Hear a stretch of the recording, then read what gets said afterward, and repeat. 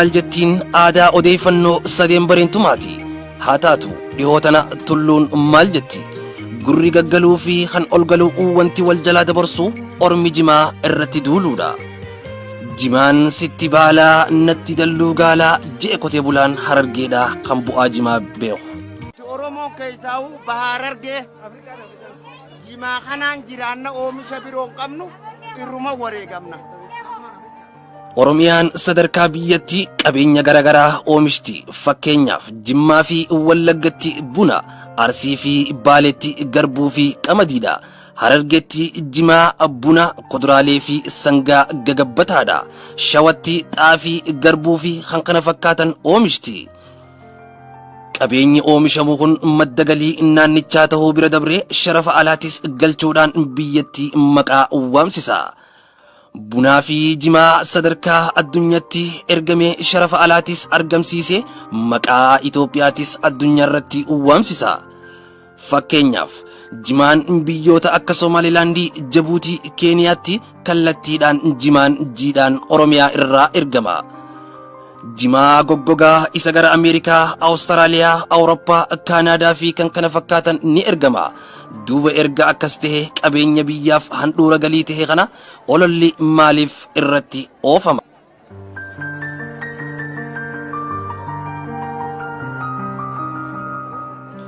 Torbee kana guutuu miidiyaan Itoophiyaa gurguddaan dalagaadhaaf kan itti jiran ololaa fi arraba jimaati. Jimaa arrabsuun ummata isa oomishee madda galii godhate arrabsuudha. Akkasumatti oomisha ummataa kabajuun ummata oomishu kabajuudha. Nama jimaa qamee sabaaf qabsaawee hojjetee biyyaas jijjiire malee kan jimaan sammuu isa garagalchitee kufee namni isa baadhatee alaa galchan takka hin garre. 26 ዓመት ያህል ቀምያለሁ። ይኸው በጤናዬም በሰውነቴም ላይ የፈጠረብኝ ነገር የለም እና ሰላም ነኝ እኔም እና ጫት በመቃቢ እንደ ሌላው አሜሪካን ሀገር ወይም ሌላ ሀገር እንደሚወሰደው ድራግ An waggaa 26 jimaa qameetiin jira. Qaama kiyyarra dhiibbaan yookiin miidhaa inni irraan ga'e tokkollee hin jiru.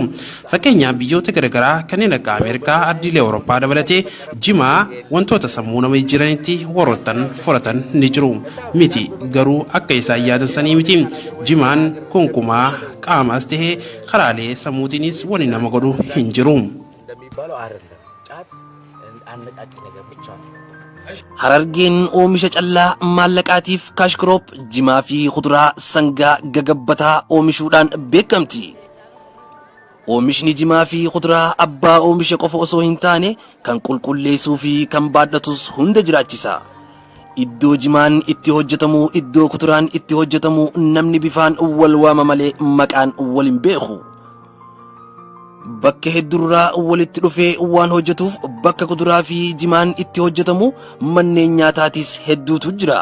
Manneen nyaataa kun naannoo Oromiyaa qofa osoo hin taane hojjettoota bakka adda addaatii dhufe ramadeeti hojjechiisa. Kun bu'aa biyyaa guddaadha. Carraa hojii uumuu kana caalaas hin jiru.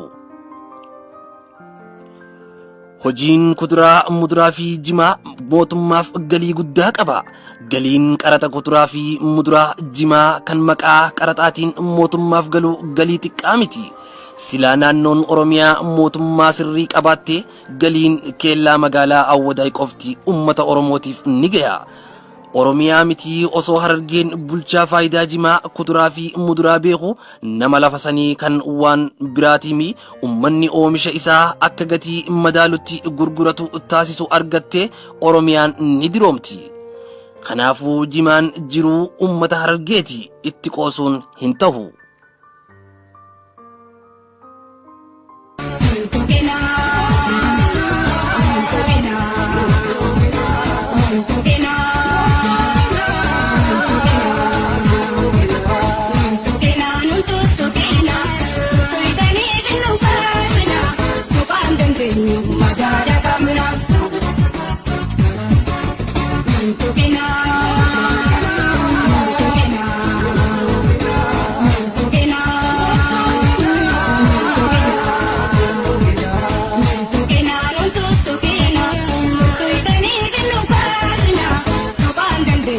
Magada